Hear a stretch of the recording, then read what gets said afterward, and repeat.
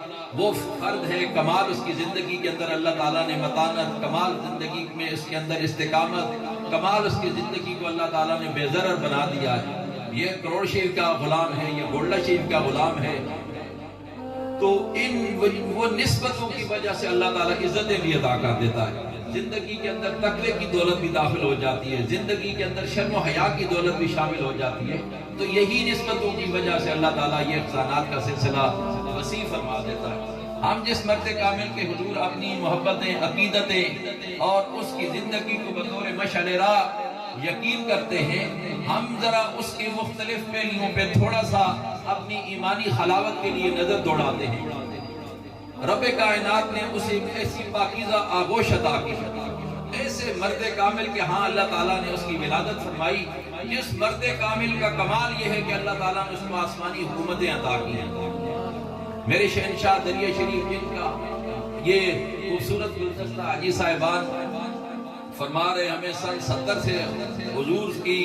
نسبت نصیب ہوئی ہے، اور آج تک ان راہوں پہ چل چل کر اللہ تعالیٰ نے ہمیں کرم فرمایا۔ یہ ہماری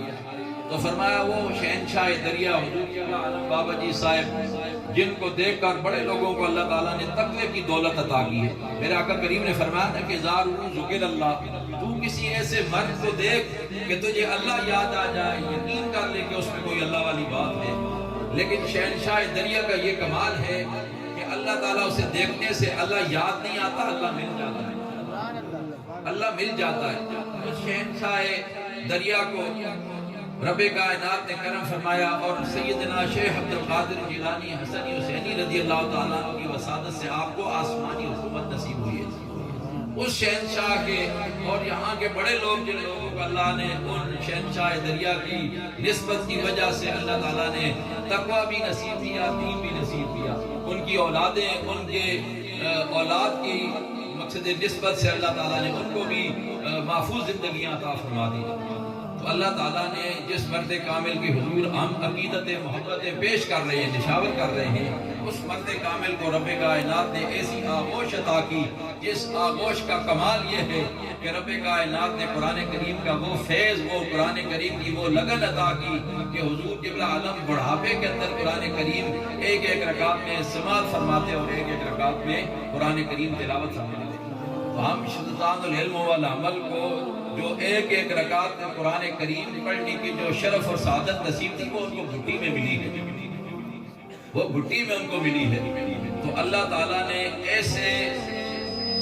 آغوش نصیب فرمائی ہے، جس آغوش کا کمال یہ ہے، اور جن کو ایسی آغوش میسر آ جائے، نصیب ہو جائے، ان کو رب کائنات نے قرآن کریم میں خوشخبری سنائی ہے۔ والذین آمنوا واتبعتهم ذریتهم بإیمان الحقنا بهم ذریتهم وما لتناهم من عمل شیء۔ ایسی آغوش میں